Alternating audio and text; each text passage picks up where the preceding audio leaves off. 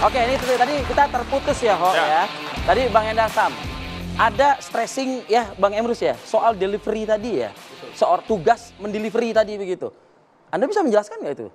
Ya udahlah, saya rasa kita akhiri saja perdebatan masalah. Enggak, kita masih ada durasinya kok, tenang. Iya, enggak, maksud saya kita geser ya masalah perdebatan tentang masalah. Saya rasa case close lah ya.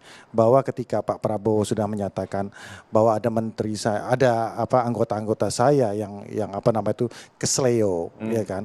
Dan kita bisa maafkan karena dia adalah yang baru, orang baru, wajar. Trial and error itu wajar, ya kan. Jadi memang itulah bentuk suri tauladan yang kita lihat, men-take over kesalahan daripada anak buahnya untuk diambil alih. Itu salah saya, bukan salah anak buah saya. Itu tanggung jawab seorang pemimpin? Itu tanggung jawab seorang pemimpin. Itu nilai-nilai yang harus kita pegang. Nah berikutnya lagi, apa lagi tadi Bang Emrus? Tentang masalah. Soal tadi itu, mengeneralisir bahwa ini gagal, tidak berhasil itu. Ya udahlah, jadi kita nggak usah bicara masalah itu. Bahwa waktu 6 bulan, 7 bulan itu kan tentunya waktu pembelajaran yang tidak terlalu, itu waktu yang sangat singkat, memerlukan waktu dan tentunya bertransformasi itu tidak merupakan sesuatu hal yang mudah juga. Seperti tadi Bung Freddy sampaikan, untuk menjadi seorang kepala PCO, mengorganize. Makanya saya selalu kemarin banyak sekali sebenarnya hal gagasan-gagasan bahwa ya kita harus sadar ini baru berjalan 7 bulan.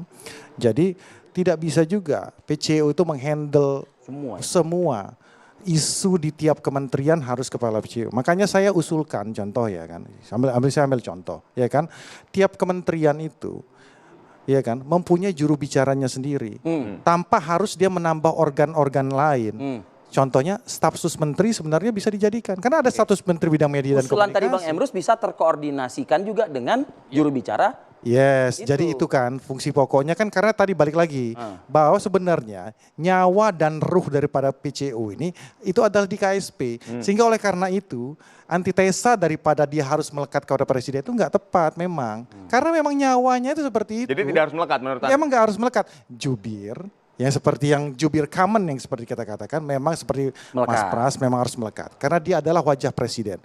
Beda dengan wajah wajah pemerintahan dan program. Ini hal yang berbeda ya.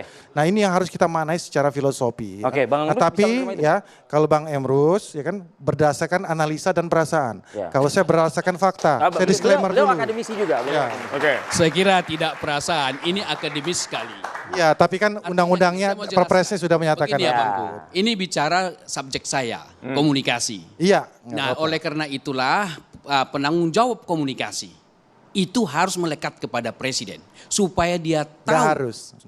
Gak harus. Kenapa? Saya mau jelaskan. Perpresnya nomor 82 suasana tahun 2024. Enggak suasana bisa. Tunggu, yang itu kalau tidak demikian itu salah. Jadi oleh karena itulah suasana kebatinan daripada pemimpin kita jadi tahu kalau kita berada. Maka oleh karena itu boleh jadi Hasan Nasbi tidak berhasil karena tidak melekat.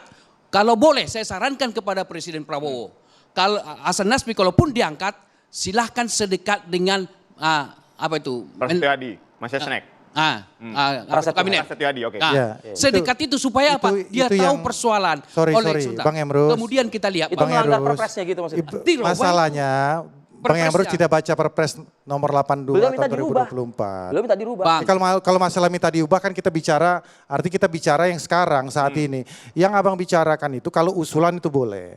Tapi kalau abang bicara bahwa menilai bahwa seorang Hasan Nasbi sebagai kepala PCO harus melekat, itu enggak karena aturan saat ini seperti ini. Aturan seperti itu.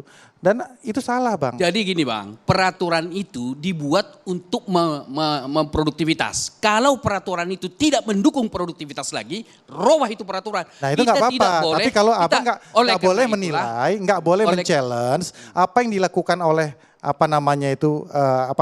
membuat terminologi ya jubir presiden itu harus melekat. Yang melekat itu menyesatkan. Karena bukan menyesatkan. Itu menyesatkan. Alasan akademik untuk bahwa pemerintah orang Prabowo, yang menangani komunikasi harus dekat dengan sumber utamanya. Itu yang paling penting. Kalau sepanjang itu jauh ada jarak sosialnya, sepanjang itu tahu bahwa pengelolaan komunikasi tidak jalan. Kepala PCO itu adalah rahim dari KSP?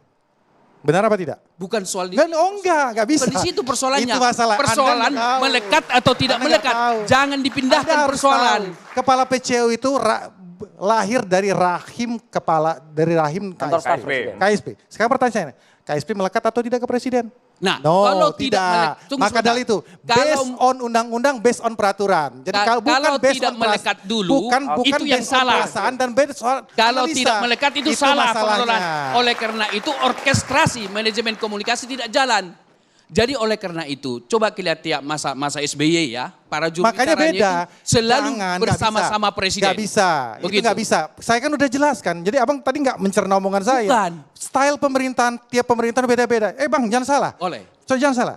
Di zamannya Bu Mega tidak ada jubir loh. Kalau itu terjadi tidak benar juga itu. Nah, gitu loh. Benar. Kalau itu Karena terjadi. memang tidak dilembagaisasi. Jadi Itu masalahnya. Karena gini, itu Bang. style pemerintahan itu beda-beda. Gini. Abang kalau bicara sekarang kita boleh. Terminologi jubir apa sekarang? Kalau salah satu turunan daripada pengelolaan komunikasi. Nah, Manajemen sekarang, komunikasi, sekarang. orkestrasi komunikasi. Nah, itu Oleh kan secara karena umum. itulah- Secara umum. Ternyata sudah di breakdown oleh Perpres 82 tahun 2024 bahwa ya kan dia fokus pada program-program strategis daripada presiden. Jubir untuk tentang masalah itu tidak harus melekat karena dia lahir dari rahim KSP. Ya sama ini tidak melekat. Baik. Itu masalahnya. Saya coba komentarin itu. Artinya kalau kita mau lari ke sana sederhana. Bahwa ketika itu di masa pemerintahan Joko Widodo gitu ya.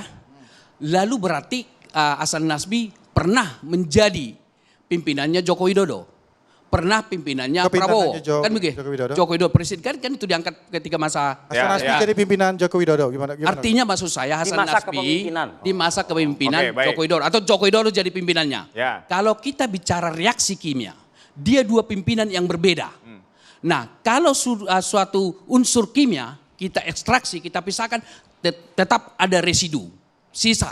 Oleh karena itulah ini- sejatinya Ya. pemimpin komunikasi adalah orang yang loyal kepada Prabowo, tidak menjadi loyal kepada Joko Widodo. Oke, tapi itu udah dipertegas ya sama Hasan Hafiz bahwa dia adalah Loyal loyalis ke Presiden terhadap Prabowo. Presiden Prabowo. Udah Oke. jelas lah. Oke, baik. Oke, singkat. Bang Hendra ada lagi yang ingin disampaikan singkat? Cukup lah. Ya minimal tercerdaskan lah. Jadi Oke, baik. Ini juga sekaligus menjadi akhir persamaan kita pada malam hari ini di program Dua Sisi ya, Ho ya. Semoga apa yang kita hadirkan pada malam hari ini kita ajak juga Bang Rudi, Bang Boleh semua Emrus. ke depan narasumber kita ini dapat menjadi evaluasi perbaikan tentunya untuk kepala PCO. Apakah akan ada Komunikasi revisi? Presiden kita, betul. Ya kan berangkat dari tadi pernyataan yang disampaikan oleh Bang Emrus dan juga Bang Hendar Sam. Kita tunggu saja ke depannya seperti apa. Baik, pemirsa saksikan terus Dua Sisi setiap Kamis pukul 8 malam bersama saya Aditya Nugroho dan Arif Adil. Akhir kata kami mengucapkan terima kasih dan sampai jumpa. Bang Rudi, terima kasih. Bang.